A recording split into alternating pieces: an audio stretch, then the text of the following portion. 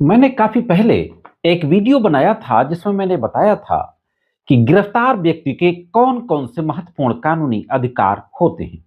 आई button में उसका link मिल जाएगा, आप देख सकते हैं डिटेल में उस वीडियो को। साथियों, गिरफ्तार व्यक्ति के जो महत्वपूर्ण अधिकार होते हैं, उनमें से एक बहुत ही महत्वपूर्ण अधिकार होता है गिरफ्तारी के समय गिरफ्तारी के कारणों और आधारों की जानकारी देना। हाँ दोस्तों, ग्राउंड्स ऑफ द अरेस्ट और रीजन ऑफ द अरेस्ट की जानकारी देना। और यह अधिकार कोई मामूली अधिकार नहीं है, सिर्फ लीगल राइट नहीं है, बल्कि ये संविधान के अंतर्गत जो हमें मौलिक अधिकार प्रदत्त किए गए हैं, उनमें से एक महत्वपूर्ण अधिकार है। अनुच्छेद यानी आर्टिकल 22(1) में यह प्रोविजन दिया गया है, जो कि एक फंडामेंटल राइट है कि जिस व्यक्ति को पुलिस के द्वारा अरेस्ट किया जाता है, तो at the time of the arrest this is a duty of a police officer कि उस व्यक्ति को जिसको अरेस्ट करने वो आया है, ग्राउंड्स ऑफ द अरेस्ट और रीजन ऑफ द अरेस्ट की जानकारी दे। पुलिस अभी तक क्या करती थी कि कोर्ट में कह देती थी कि गिरफ्तारी के आधारों को बताया गया, कारणों को बताया गया और गिरफ्तार किया गया। एक मामला दोस्तों, प्रवीर पुरकायस्थ बनाम भारत संघ का और पंकज बंसल बनाम भारत संघ यूनियन ऑफ इंडिया 2024 में, ये दो महत्वपूर्ण मामले सुप्रीम कोर्ट पहुंचे। इन मामलों में सुप्रीम कोर्ट के द्वारा यह कहा गया कि सिर्फ मौखिक रूप से पुलिस का यह कहना पर्याप्त नहीं है कि हमने गिरफ्तार करने वाले व्यक्ति को गिरफ्तारी से पहले गिरफ्तारी के कारणों और गिरफ्तारी के आधारों की जानकारी दे दी थी। This is not sufficient.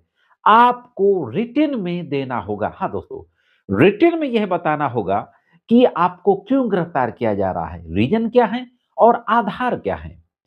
साथियों, मैंने बताया कि संविधान के आर्टिकल 22 में ये मौलिक अधिकार तो है ही, साथ ही साथ सीआरपीसी की धारा 50 में और सीआरपीसी के स्थान पर जो बीएनएसएस नया कानून लागू हुआ है 2024 से, तो उसकी धारा 47 में भी ग्राउंड्स ऑफ द अरेस्ट जानने का अधिकार अरेस्ट होने वाले व्यक्ति को दिया गया है।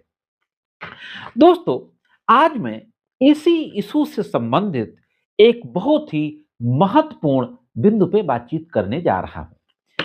अभी कुछ फैसले मेरी नजर में आए, मैं यहाँ पे कुछ महत्वपूर्ण फैसलों की बात आपके सामने करूंगा। अभी मैंने दो जजमेंट बताए सुप्रीम कोर्ट के, Prabir Purkayastha versus Union of India, Pankaj Bansal versus Union of India. इसी के साथ साथ बाबू एम बनाम केरल राज्य, ये भी 2025 का ही मामला है। केरल हाई कोर्ट ने इसमें जजमेंट दिया था। दिल्ली हाई कोर्ट ने अनवर खान चाचा बनाम राष्ट्रीय राजधानी क्षेत्र, इसमें एक महत्वपूर्ण मामला दिया था। ये सारे मामले गिरफ्तारी के आधारों की जानकारी से ही संबंधित है और इन सभी में यह कहा गया कि गिरफ्तारी के आधारों को लिखित में बताना होगा। एक और मामला अब की भारत कल्याणी बनाम state of Maharashtra, Mumbai high court का मामला था। इस सवाल पर दंड प्रक्रिया संहिता की धारा 50 के तहत विस्तार पूर्वक जांच की बात भी कही गई। अभी हाल ही में एक और मामला सुप्रीम कोर्ट पहुंचता है, मिहिर राजेश शाह बनाम स्टेट ऑफ महाराष्ट्र, और अभी 6 नवंबर को इसमें सुप्रीम कोर्ट की एक बेंच के द्वारा आदेश पारित किया गया।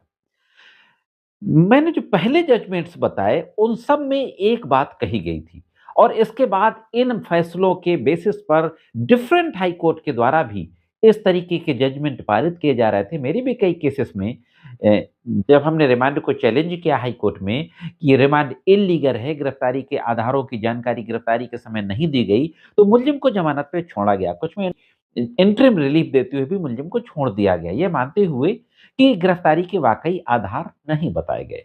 लेकिन जो कॉमन बात थी, सारे हाई कोर्ट्स के द्वारा ये कहा गया कि पुलिस की गिरफ्तारी को अवैध माना गया और मुलजिम को रिहा करने का आदेश तो दिया गया।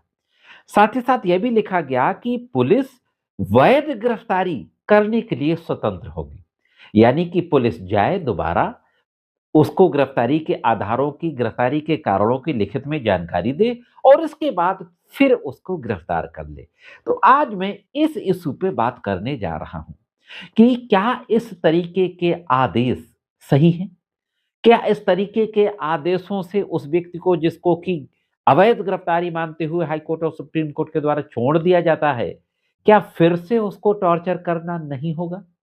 और ये जो मिहिर राजेश शाह के मामले में सुप्रीम कोर्ट ने कहा, क्या फिर से एक बार अवैध गिरफ्तारी के आधार पर व्यक्ति को छोड़ा गया?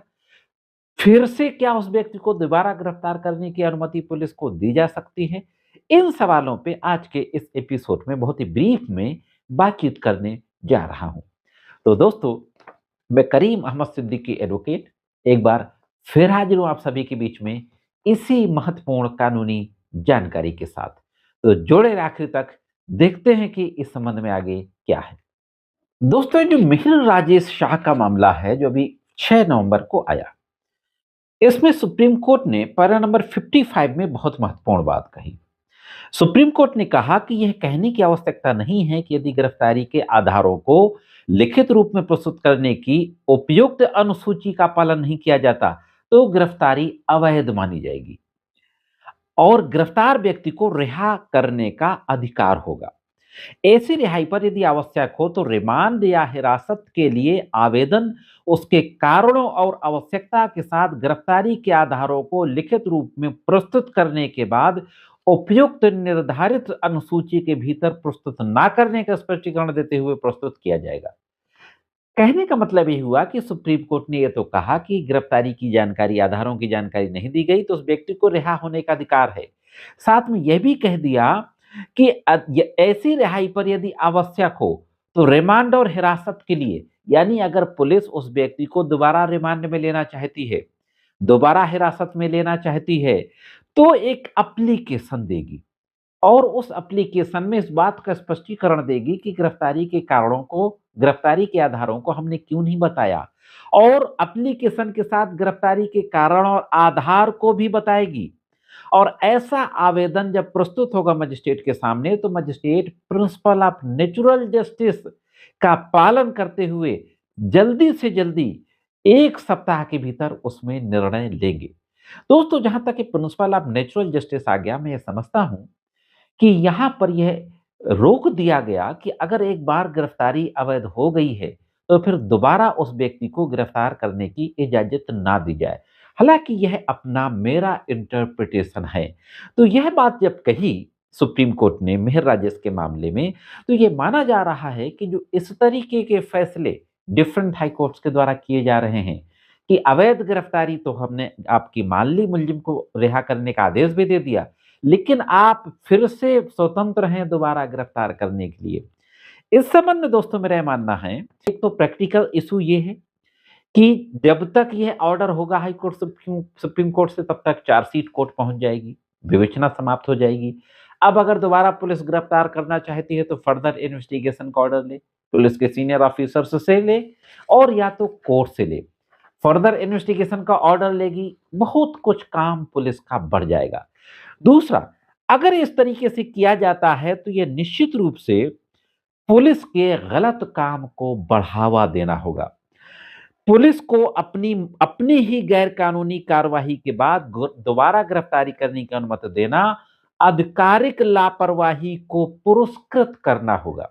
ये प्रक्रियात्मक चूक को ठीक करने के बाद की गई दूसरी गिरफ्तारी जांच एजेंसी को रिमांड अवधि के भीतर निर्धारित करने और अपनी ही चूक से लिए हिरासत की नई अवधि प्रदान करने का सक्षम बनाएगी। यानी पुलिस ने जो गलतियां की थी उस गलती को सुधार के दोबारा फिर से हिरासत में पुलिस ले सकती है। और इस तरीके का जो मामला होगा ये आर्टिकल 21 के तहत कानून के शासन पर एक प्रहार होगा। दोस्तों, आर्टिकल 21 पर्सनल लिबर्टी की बात करता है। इस तरीके के जो आदेश आते हैं, मैं समझता हूं कि यह आदेश आर्टिकल 21 के खिलाफ हैं दोस्तों।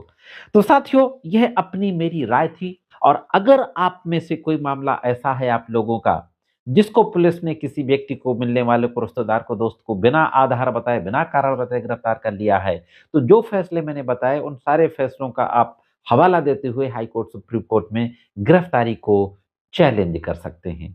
आज के इस एपिसोड में सिर्फ इतना ही। मिलते हैं किसी अन्य वीडियो में कानून की कुछ अन्य जानकारियों के साथ। तब तक महत्वपूर्ण कानूनी जानकारी के लिए देखते रहें लीगल एंड सोशल अवेयरनेस।